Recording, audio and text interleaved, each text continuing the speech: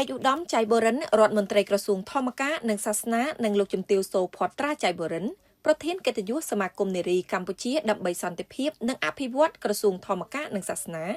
បានអញ្ជើញដឹកនាំមន្ត្រីរាជការក្រសួងប្រារព្ធពិធីសូត្រមន្តចម្រើនព្រះបរិក្ខប្រសិទ្ធពរជ័យមង្គលដើម្បីត្រៀមទទួលអំណរឆ្នាំថ្មីឆ្នាំមមីអត្តស័កពុទ្ធសករាជ2570ព្រះនាមរារក្សាទេវី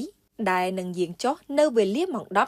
10:48 នាទីព្រឹកនៅថ្ងៃអង្គារ12រោចខែចែកដែលត្រូវនឹងថ្ងៃទី14ខែមេសាឆ្នាំ2026ខាងមុខនេះ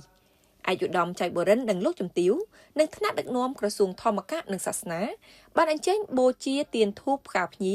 គ្រឿងសក្ការៈនានាថ្វាយរូបសំណាកព្រះពុទ្ធបដិមានៅបរិវេណសួនច្បារនៃក្រសួងនិងបាននិមន្តសម្ដេចព្រះឧត្តមបញ្ញាកតិបណ្ឌិតដួងផង់និងព្រះមន្ត្រីសង្ឃទាំងពីរគណៈស្វាជាចយន្តោពុទ្ធជ័យមង្គលទៅតាមគន្លងប្រពៃណីព្រះពុទ្ធសាសនាដ៏ល្អផូរផង់ដែលជាកិច្ចជូនដំណើរឆ្នាំចាស់និងត្រៀមទទួលអំណរសាទរឆ្នាំថ្មីឆ្នាំមមីអត្តស័កពុទ្ធសករាជ2570ជាថ្ងៃបុណ្យចូលឆ្នាំថ្មីប្រពៃណីជាតិខ្មែរមានរយៈពេល3ថ្ងៃ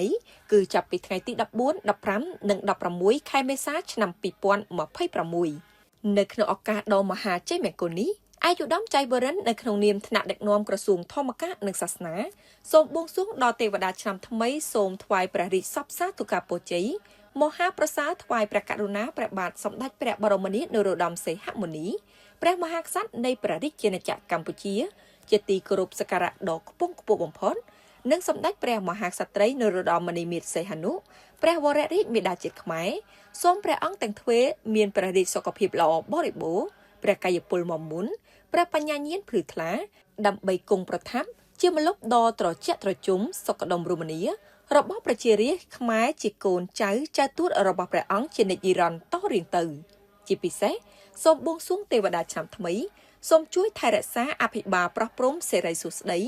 ជូនសម្ដេចអគ្គមហាសេនាបតីតេជោហ៊ុនសែនប្រធានព្រឹទ្ធសភានិងជាប្រធានឧត្តមក្រុមប្រឹក្សាផ្ទាល់ព្រះមហាក្សត្រនិងសម្ដេចគតិព្រឹទ្ធបណ្ឌិតបូរនីហ៊ុនសែនប្រធានកាកបាទក្រហមកម្ពុជាសម្ដេចមហាបវរធិបតីហ៊ុនម៉ាណែតនាយករដ្ឋមន្ត្រីនៃព្រះរាជាណាចក្រកម្ពុជានិងលោកជំទាវបណ្ឌិតពេជ្រច័ន្ទមុនីហ៊ុនម៉ាណែតសូមបានប្រកបតែពុទ្ធពរទាំង4ប្រការគឺអាយុវណ្ណៈសុខៈពលៈកុំបីឃ្លៀងឃ្លាតឡើយព្រមទាំងបន្តសម្រេចបាននូវជោគជ័យគ្រប់ភារកិច្ចថ្មីៗបន្ថែមទៀតសម្រាប់ជាឧត្តមប្រយោជន៍ជាតិនិងមាតុភូមិកម្ពុជានៅក្នុងឱកាសនេះថ្នាក់ដឹកនាំក្រសួងធម្មការនិងសាសនា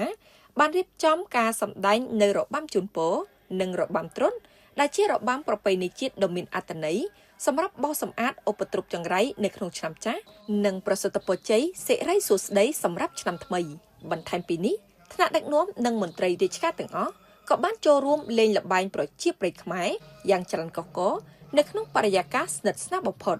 ការរៀបចំឲ្យមានរបាំប្រពៃណីនិងល្បែងប្រជាប្រិយនេះមិនត្រឹមតែបង្កើតនូវភាពសប្បាយរីករាយនិងសាមគ្គីភាពផ្ទៃក្នុងប៉ុណ្ណោះទេប៉ុន្តែថែមទាំងចូលរួមចំណែកយ៉ាងសំខាន់នៅក្នុងការថែរក្សាលើកស្ទួយនិងបង្អួតបង្ហាញនៅអត្តសញ្ញាណវប្បធម៌ដ៏រឹងមាំរបស់ជាតិទៅកាន់សាធារណជនស្របទៅនឹងគោលការណ៍របស់រាជរដ្ឋាភិបាលកម្ពុជា